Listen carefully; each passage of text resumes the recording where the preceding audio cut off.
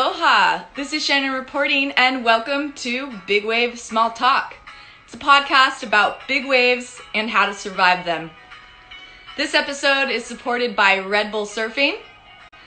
Today's guest is the Mr. Miyagi of big wave surfing, training the likes of world record holder Maya Gabeira and Lucas Chumbo, the Karate Kid of progressive big wave surfing. Carlos Burle is Brazil's first big wave champion. Brazilian surfer has set a new world record, or that's the accusation, for riding the biggest wave ever ridden.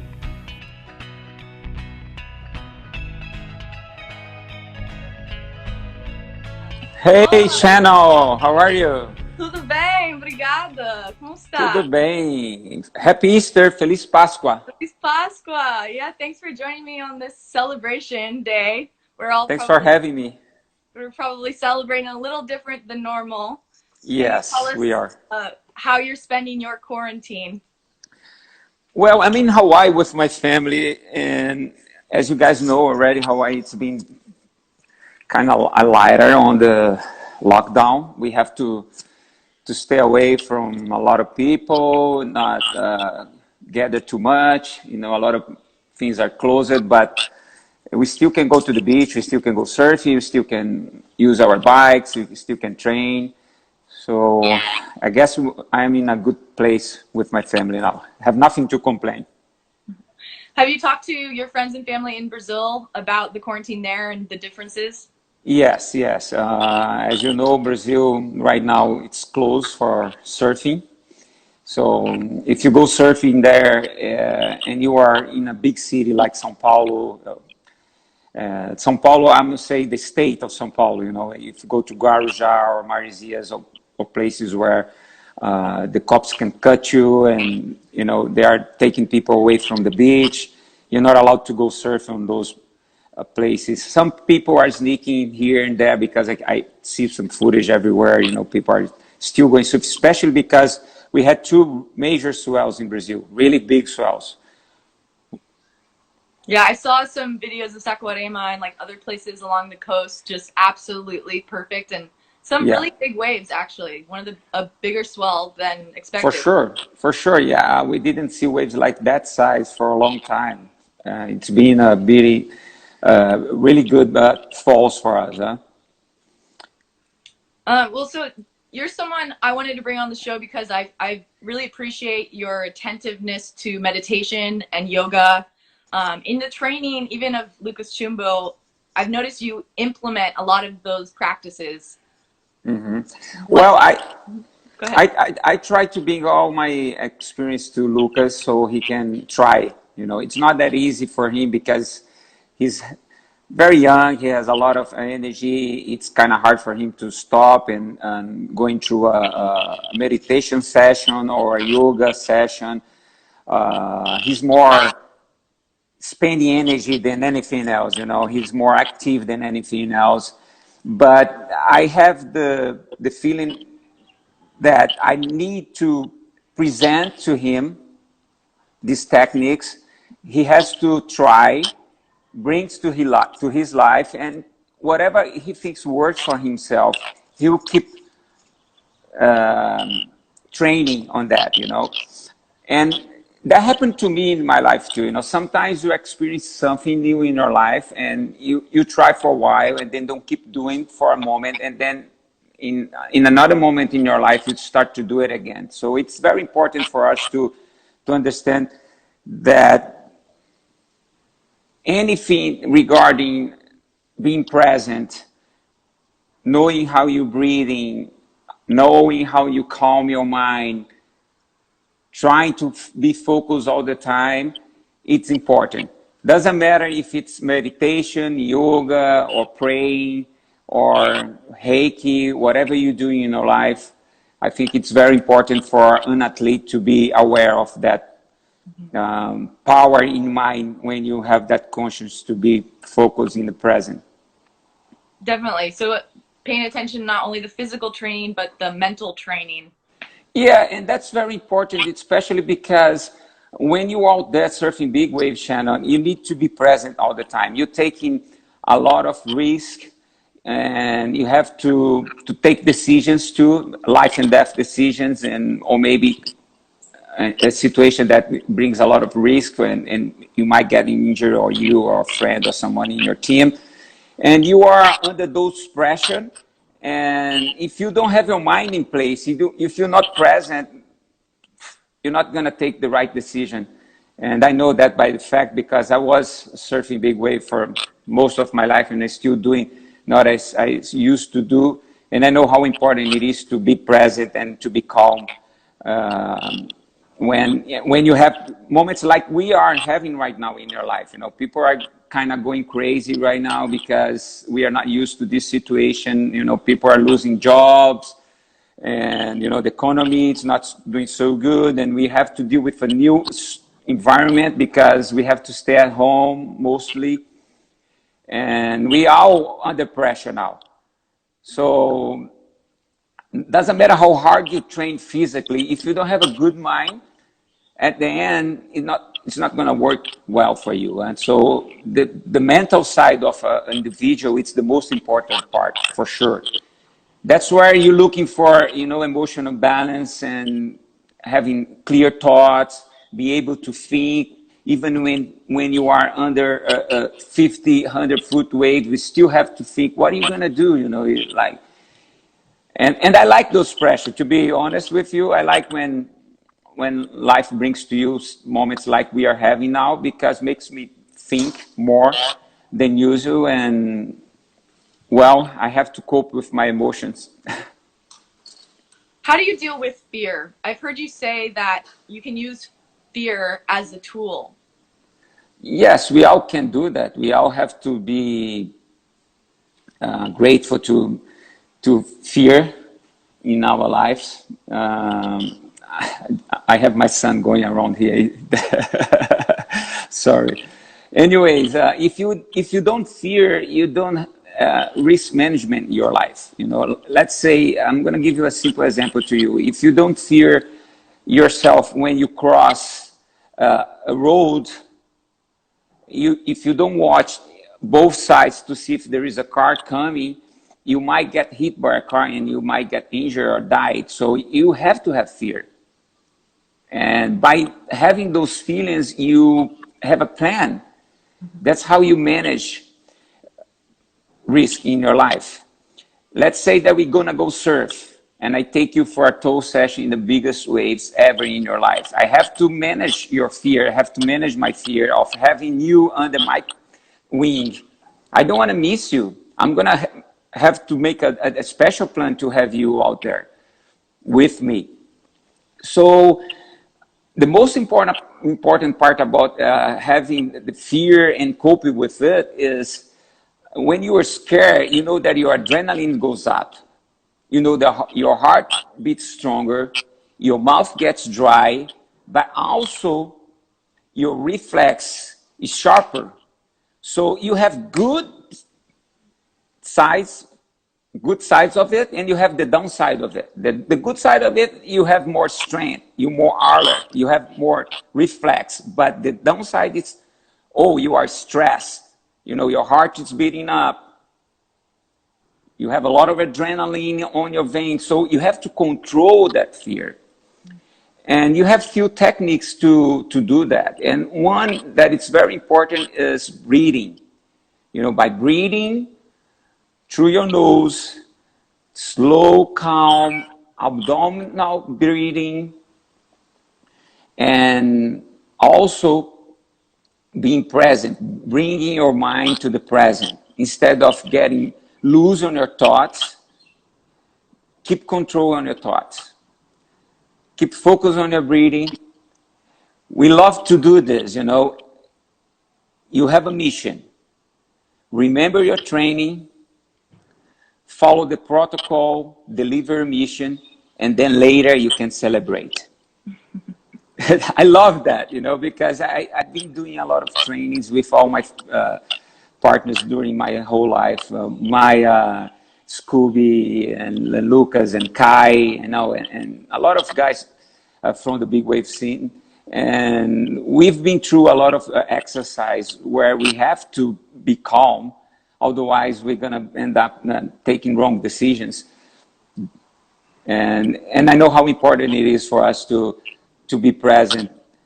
And I suggest you guys, if you guys can go ahead and do for your whole life, doesn't matter if you are a big wave surfer or not, you know, it's very important for you to be able to cope with your emotions on the best way possible. And a really big test of that, I think, is a place like Nazaré. You have maybe the tallest waves in the world, some of the most dangerous conditions, hardest place to drive a jet ski. Mm-hmm. How does a place like that bring an athlete to really challenge, not only challenge them, but show their ultimate potential or the limit? Well, that's what we are looking for, you know. And, you know, life, it's a selection of who can accomplish the mission or not. And when it comes to big wave surfing, it is the top of it, you know, because you can cope with a wave that it's medium size. But when it comes to be a big wave or a giant wave, it's even harder. So to be able to understand the whole environment and to hold your fears, to deal with your fears, your emotions, and to survive a big wave surfing and go back home and can celebrate with your family and friends, it's something very special. And it can make you more mature too. It can bring a lot of good experience that you live in the water to your normal life, like being patient, like respecting, resilience, like fall and you know, and be able to get up again. And I like to use those metaphors in my life. And when it comes to big wave surfing, it's a moment in my life that I can test myself even higher. I can go to another limit. As you know, Shannon, big waves like we surf doesn't happen very often. You know, they are very rare. And it's hard for us to cope in the best way possible because we don't have that arena to train every day. It's different for a big wave surfer than it is for, let's say, a Formula One driver that has the best equipment and can drive his car every single day if he wants. Us, we train hard physically, mentally. We can try our equipment, but big waves, the kind of waves that we surf, they're very rare. So we have to have the extra guts to be able to go beyond our limits to experience to see if our body can go beyond we ever thought before. We are able to cope with a really bad wipeout in a wave that we didn't see that size yet. And those kind of feelings, I think they are super special, because they have, of course, the tendency to take you out of your normal mindset. You get excited a week before even go out and surf those big waves because you know it's going to be a situation that you never faced it before. There is a huge swell coming and you never saw graphics like that before. You never saw waves like that size that they are predicted before. And how are you going to hold yourself? How are you going to prepare yourself? How are you going to team up? How are you going to put together the whole strategy? And you have to hold that tension and be able to cope with so many things in a different way and be able to settle down yourself to surf the biggest wave of your life.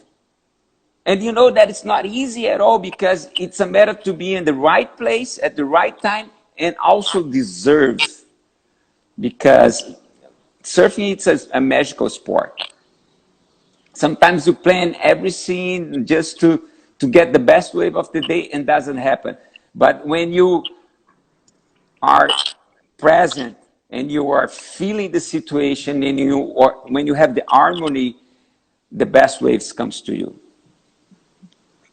And I like that game, you know, Shannon. I really love that game. I think it's, you know, it's one of the best things ever in my life, you know, just be able to be present on those big days and cope with the situation in the best way possible. Well, and you're still doing it. You know, you say you retired, but you just got 2020 Big Wave Award nomination for Ride of the Year from November 20th. Tell us about that ride and that day in Nazaré.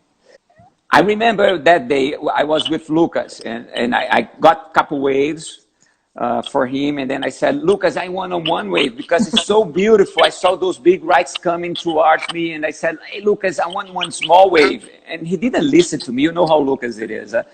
He just turned and came for this biggest wave that came on that day, and I said, oh my God, I might as well just give it a try, you know, because it looks like it's going to be big, and if I make, it's going to be one of the waves of my life. So I tried, you know, I just rushed it down the line, and I put my weight down to see if I could make the last session, but unfortunately I didn't. And, you know, I had two choices at the end, or I would go straight, but I knew that the wave was so big and that would pick me on the base. And I decided just to try to kick it out, like I was surfing backdoor off the wall and just kick out through the wave. And because I had a lot of speed, I was able to make all the way up. And that was a very important point because I was able to breathe a little bit. You know, my mouth was out, just my mouth was out, and I breathed a little bit. So I had a little bit of air before I got exploded.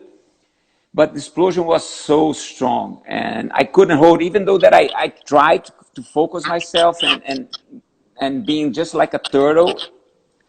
My leg got twisted and my whole body got twisted, and I felt right away. So when he came to me, I said, oh, I got injured. I feel in my leg went off and got back to place. And I told him, go slow, you know, and my board went all the way to the shore. You know how bad it is, Nazaré. We don't have channels, so we went all the way to the shore, and I told him, go slow, and he was jumping waves. You know how Lucas it is, you know. But I like to have him around because he's very comfortable on top of the ski. He knows how to ride the ski very well. He knows how to read the ocean very well. I can trust him. It's just a matter that he thinks that I'm one of his peers. He thinks that I'm 25, I'm 30 years old, 35. No, he doesn't know that I'm 52. I have to keep saying to him, hey, listen, I'm 52, I'm older than your dad, and I'm here surfing with you, please. But it was great, you know. After the wave, I was screaming. I still dealing with that ride. You know why? Because it's funny. Everybody's doing their own thing in this quarantine time right now, and my thing is I have to recover from that wave, because when I pull in at the end of the wave, I got back with the wave sucked me up back, and then I got twisted. And my leg went off out of place, and my rib too, and I still feeling my back, and I still feeling my leg, you know, and that happened like 5 months ago, maybe 4 months ago. And right now I'm in the gym where I'm staying. So my daily routine is stretching a lot. That's the sad thing about big wave surfing, you know. I'm going to miss a lot that rush, you know. I know that one day I'm not going to be able to surf those big waves anymore, and I'm going to miss. But at least I'm happy that I can, you know, as a coach, I can give it back to the new generation, feel of my experience. Yeah, I mean, I think watching Gary Linden still paddling into huge waves in Mexico. That's amazing. Like, I think it gives us all hope to really do as long as we want to. I was talking to him, you know, the other day I called him. I love Gary, you know. I'm so grateful for everything that he has done for us in our whole life and career. And I was telling him, hey, Gary, we got to go back out there and surf again, because that's the best part of our lives. Tell us a little bit about what it was like when you won the Big Wave World Tour. Back then, there were 4 events, I believe. And it was a different world, the wild, wild west of the Big Wave Tour. What was we are raw, you know. I mean, we had few experience in between events, but was the first time that community wants to do a tour. You know, we didn't know how to do it, but Gary came up with this idea of putting together all the events. And we all love it. So we didn't know how we gonna to score the events, and how we're gonna do the ranks. And so we just decided to do the tour. So at the end of the tour, we didn't know who won the tour because we didn't have the scores for each event. We didn't have the rank yet, but I knew because I was in all finals that I had a chance. And we had great waves at Chile. We had great waves at Peru. We have amazing waves at Mavericks, the biggest ever. I remember, the community say, hey, it's going to be huge. We're going to paddle. We're going to show everybody that we're going to be able to paddle. And that final was my best final, even though that I didn't win, but was my best final because I remember every scene, I got some real waves that day, and I had all my friends at the channel helping me, cheering and screaming. And then we went to Todos Santos for the last event, but we didn't know anything about the tour. I mean, the rankings, at the points, we didn't have anything yet. And I knew that if I did good at the event, I would maybe be a world champion, but it was a surprise. So I ended up doing good. I did the final again, so I went for 4 events, 4 finals. I didn't win an event. The best result was second that year, but I became the first big wave world champion. And I remember in '98, we had one big wave world champion. ISA did that. And I won that event. So I became a world champion that year by winning that event. And then when we decided to do the tour, I won again. So for me, it was unbelievable because I didn't expect. I wasn't running for the tour. I was already working with the new generation, helping the new guys coming along with me. But because I love it, because I wanted to give it back to the community, because I wanted to build a better environment for everybody, I think was the karma, good karma. Good karma? What is good karma? I have it. Yeah. So I'm just very grateful and super happy. And,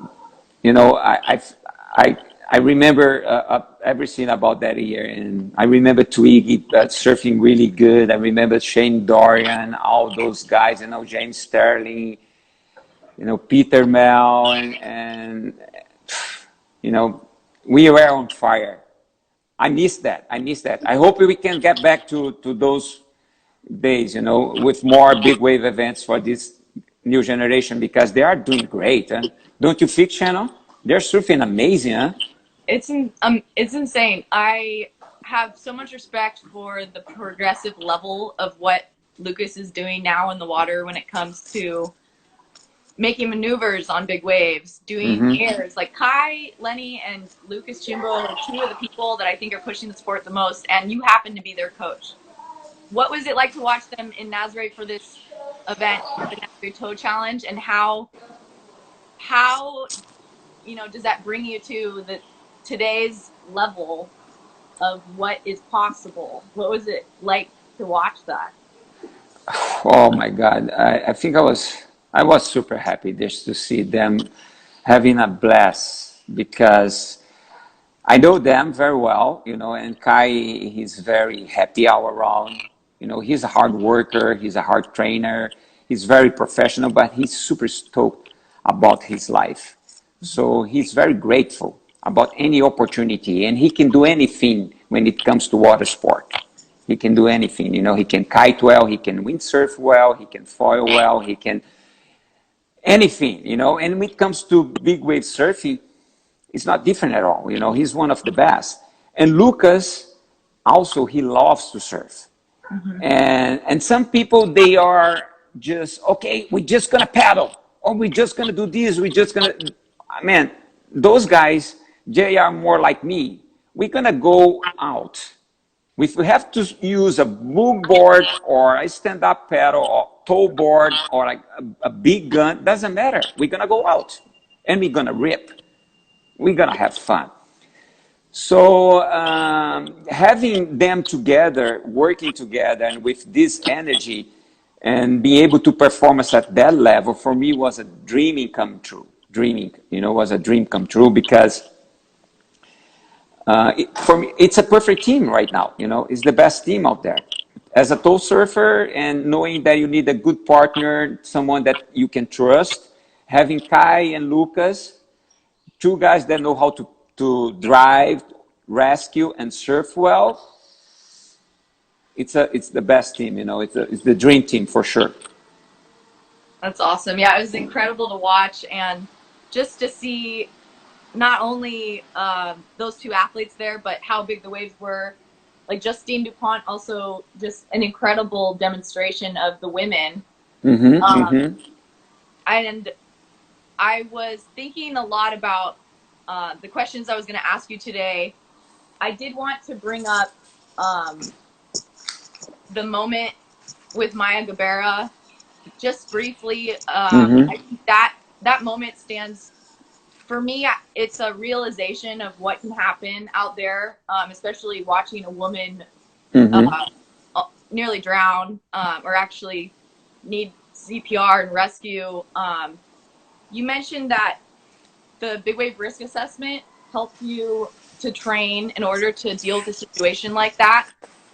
What was going through your mind? I'm sure a lot of adrenaline. But now looking back on it, what did you do right in those moments, and what was going through your mind? Well, those moments, they need quick reaction. So you cannot get involved with your emotions. You have to be present, and you have to follow your protocol. Remember your training, and just do the procedure. Keep doing it. And that's what I have done that moment. I knew that was an emergency situation. I need to be close to her. I need to take her out of the water and do the CPR as soon as possible. And we had a great team. We had people on the beach. We had lifesavers. We had the ambulance, paramedics. So I did my part, and we had the team working with me.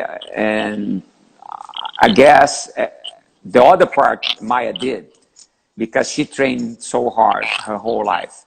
And she was able to cope with 2 waves hold down, losing her vest, getting pounded for a lot of time, getting drowned, getting a lot of water under her lungs, and still survive with no side effects, and be able to go back there and overcome the drama, overcome the trauma, and break the record. The world record. The world record. And oh my God, and she's alive. And a couple of days ago was her birthday. I think she just turned 33 years old. She was a young girl when we start work together. She was only 19. But I think we took risk a lot, me and Maya, and after that, we did a project, which was getting her back to Nazaré, and then we decided not to do any work together anymore, and we totally respect each other for that decision. We still being friends, going out and surf, but in my mind, I knew that I went all the way to the top with her, to a point that we could have a fatality, and I don't want to go through that anymore. If I have to go through, it has to be with someone else, not with Maya. Otherwise, it would be too much, And we've been through a lot of things, a lot of things, me and Maya, because we have a similar way of thinking about approaching our sport. We have to work hard, we have to train hard, we have to deal with our limits all the time just to feel comfortable. And that's a lot of stress, that's not easy at all, because you always on those situations that you are very close to have a breakdown. You are very close to have a breakdown, and it's right here, you know, it's on your mind. You have to be strong.